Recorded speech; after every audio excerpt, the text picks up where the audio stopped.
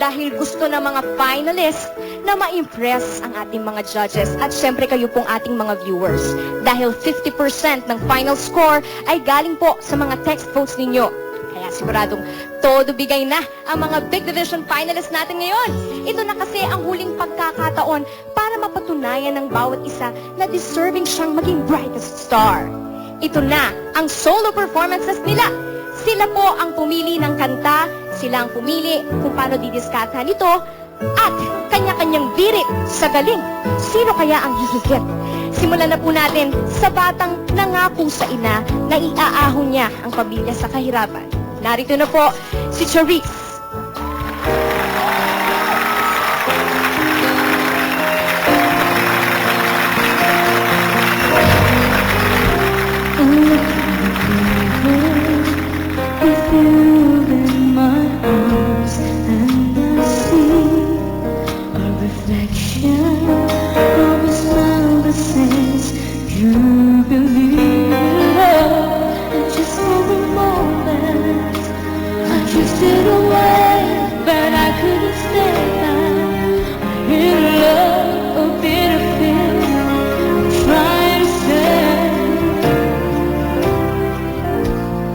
Days go by and I feel that you can make me happy.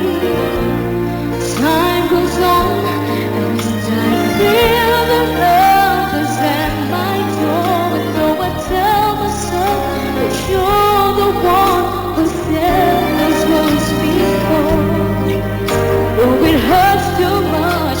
I can't trust in love again.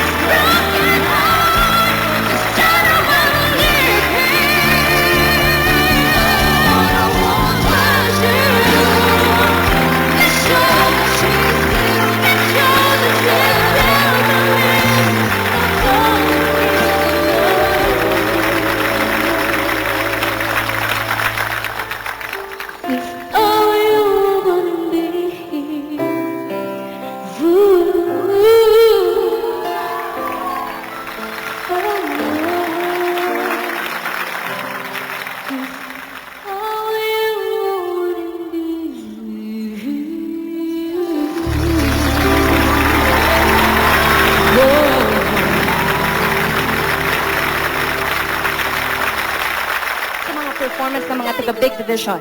Miss Ai, ano pong masasabi niyo sa performance ni Charisse? Si Charisse, unang-una maganda yung outfit niya. Bagay sa kanya, yung color ng gown niya. And kanina rin napanood ko siya, ano siya total performer, lalo na nagra-rock siya. Kanina talagang yung rock niya, rock talaga. At saka ang laki ng boses niya, yung ano, Parang hindi buong-buo. po sa age niya, ano po? Oo, parang hindi. Parang ikaw din, di ba? Ang laki ng boses mo. At saka, ano siya, magaling. Magaling na Sobra singer. po. Thanks, Miss Ai. Thank you. Charisse, ano masasabi mo sa comments ni Miss Ai? Maraming salamat po. Thank you po. Yippee! Si Miss Annabelle naman po, kisam. Kisam na